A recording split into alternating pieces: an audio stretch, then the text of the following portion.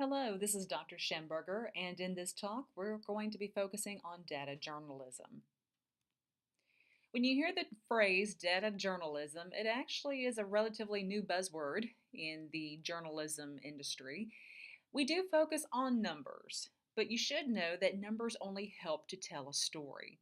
In fact, data journalism is becoming more of a staple of reporting across the different beats as well as different platforms.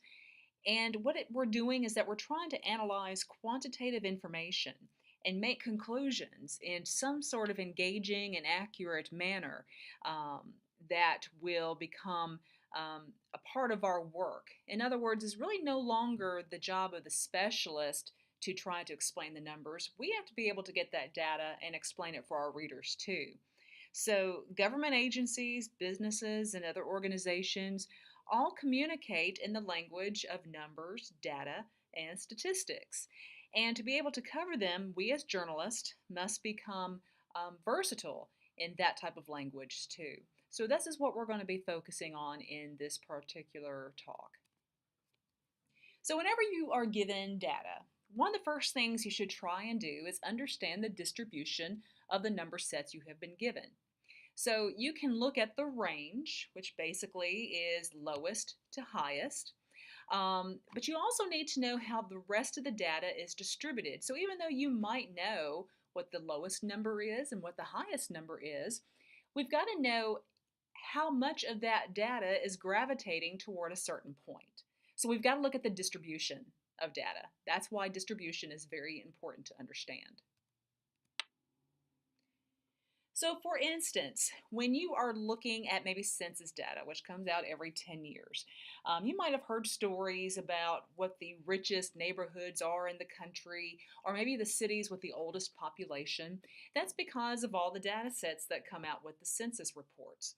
So, we do examine the highs and the lows, but we want to be able to find what's also in the middle. And of course, with other areas in which data is so important, you could talk about test scores, you could talk about budgets. So there are a number of areas in which we can take data and scrutinize it so that way it makes some sense to our readers. Some of the basics of trying to understand a data set. The basic calculations, and these are calculations that I use even in my work, but I'm always concerned about what the mean of the data is. So mean is another word for average. What the median number of the data set is, and median is the very middle number. And then mode, you can always equate that to most. So which number is the most used in the data set? And those numbers can kind of help us to see how data gravitates around that central point. Generally, your mean, median, and mode are not going to be the same numbers, but they'll be relatively close. And it just gives the reader another way of understanding the data set. So groups of data can have the same median, so they can have that same middle number, but the ranges of each can be different. So some examples here, when you are comparing age groups or when you're comparing salaries of careers, you've got to be able to determine a rather comparable median point or some other comparable type of way to measure the data. And data can be concentrated to the middle of a set. So that's why we always like to look at the middle of things, not necessarily the highs or the lows, although that information is important. So that way we can understand what the perimeter of the data is. But when we look at the middle portion of the data, then we see where the large concentrations are. And that's where we can make some generalizations.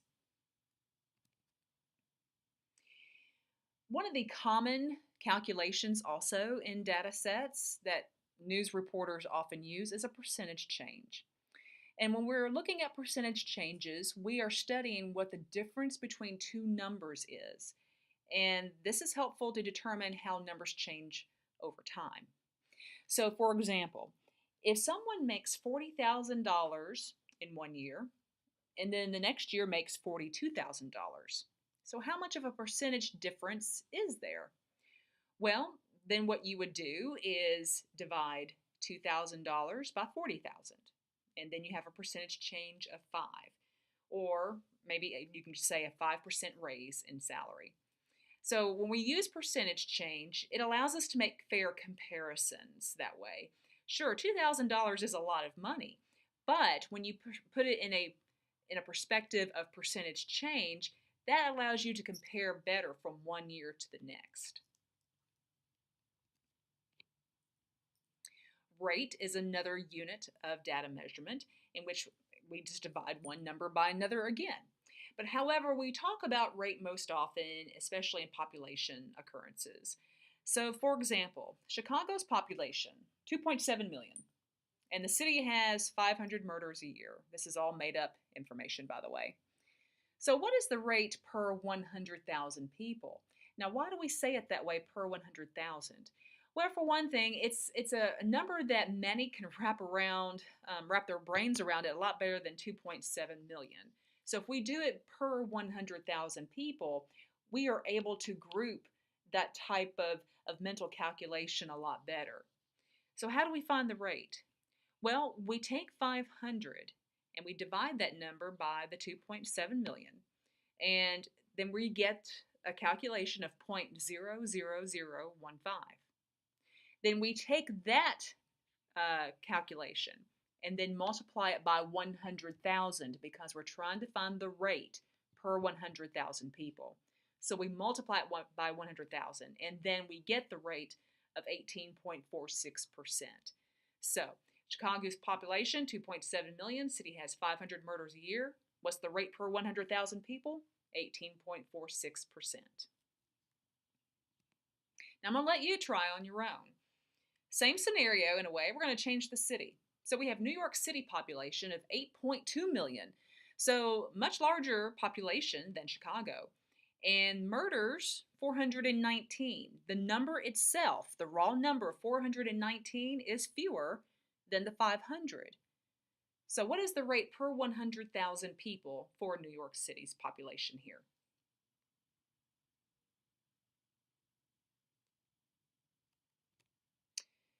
The answer, if you got 5.05 to be exact, or just 5%, you got it right. So now that you know the murder rates for Chicago, and now just New York City, what fact could you report? Well, let's go back in case you don't remember what Chicago is. So I'm just going to go back just a few slides here. And so Chicago has an 18.46% murder rate there in Chicago per 100,000 people. New York City, we just calculated, has 5%. So many people like to say that New York City is maybe the capital of murders, but in this case, it's more like Chicago. So the murder rate is higher in Chicago than New York City. And if you were doing a news story about that, then you could build your story around that fact. That fact can be supported by the data. Ratios are another way to show how certain numbers in a data set relate to one another. So basically in a ratio, again, you're going to have a couple of numbers, so two numbers, and one divides the other. So for instance, the number 4 divided by the number 2, you have 4 and 2. If you reduce that down some more, then the ratio is 2 to 1. So basically when we say 2 to 1, you're actually saying it's twice as much or twice as often or twice as whatever the variable happens to be. You rarely see this type of calculation in news stories, but sometimes you might. And again, it gives the reader another way of understanding the numbers. That's all it boils down to. So for an example here, we're looking at the drug arrest of dealers and buyers. So again, this is factual information. I'm made up numbers. So let's kind of bring it to a county close to home, McCracken County. So let's just say in 2013, McCracken County recorded 436 arrests for selling drugs and made 755 arrests on those who were trying to buy drugs. And we want to calculate what the ratio of sellers to buyers is. And when you do that, you're just dividing 436 by 755 to get 5.7%. So this time it's your turn, same county, but we're just going to go to a different year. So what we just did was 2013. What you need to calculate is the ratio for 2014. And ratio, when we say ratio, you can also record ratios as percentages. It's really another way of saying it, but you can at least be able to do it that way. So calculate, if you wanted to, by percentage, what the ratio of sellers to buyers is.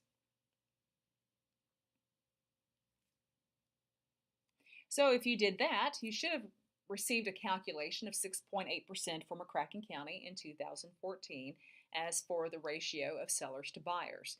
And in 2013, we looked at the fact that it was 5.7%. So what conclusion could you make? Well, the fact that there were more arrests in the ratio for sellers to buyers, and you could build a story around that aspect. Again, that fact is supported by the data, and that data is your friend to be able to really show the readers why you are reporting what you are reporting. You're reporting what the story being told by the numbers. So some writing tips when it comes to a lot of these numbers. You need to understand that numbers help to tell a story. The numbers are not the story themselves. In fact, news stories that are flooded with numbers are not effective news stories. Many reporters often try to insert a bunch of numbers to either make their stories appear more credible or to maybe make themselves appear more credible. But actually, what you're doing, you're just watering down the story and you're not helping the reader. We always have to keep the reader in mind when telling the news stories, and especially stories that have numbers in them. If you use any mathematical or statistical terms in the story, which you should feel free to do so, but you need to be able to explain that to readers because readers are not going to know what some of these terms mean. And you'll need to either put into a little sidebar or maybe just a small graph in the story, maybe set off in parentheses what that information means. And then also contextualize numbers if necessary. In other words, give maybe some sort of historical account as to why it was a certain number one year and then maybe why it went up. So you've got to be able, again, to talk to your sources to get some reasons as to why something increased or something decreased or even if something stayed the same. I have a link here. It is to an article in 2011 talking about how some schools, again, like to really share their test scores, and especially if test scores are on the rise. Well, in this particular story, there was a case in which a teacher was able to get a hold of the state test early and then build off a study guide from that test. So it's a case of cheating. But in doing so, it was really padding the results of the school test scores. So this became a story, and it's a very good story. If you could somehow, by some chance, read it, you'll understand how the reporter was able to use the data to really show all the differences and show the problems that happened as a result of the school's reliance on that particular data. So some basic tools. How do we convey our data to our readers? Naturally, we can use the news story, but sometimes if we visualize the data for them, that's very helpful. So some examples of some data visualization tools that are prominent in data journalism. Infogram is one. I'm not a big fan of Infogram, but Pick2Chart I like, and Canva also is pretty good. They're very simplistic for many designers to use. However, in most news organizations, many of the designers or illustrators are going to be well versed in Adobe products. Many reporters also know how to take the data in an Excel spreadsheet and create charts that way. And there are some other type of programs and apps that can help with data visualization. So a lot of times you might have to put one of these together for your story. And other times there might be other people on staff who could do those for you. Some of the web tools that are used to help us search for information. Now, we talk about data as if it's only numbers, but data can also be words. It can also be qualitative. It's not necessarily quantitative in the true sense of data, However, when we say data journalism, we usually use it to imply numbers.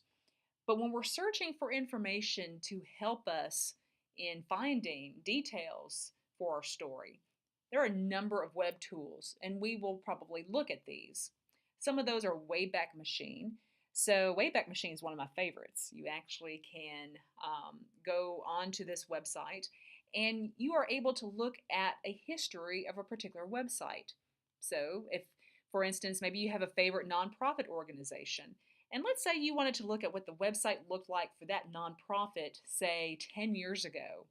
Well, you can use the Wayback Machine to find when the last time that it captured that website from 10 years ago, and you can actually navigate that website from a decade ago. So it's pretty cool to use.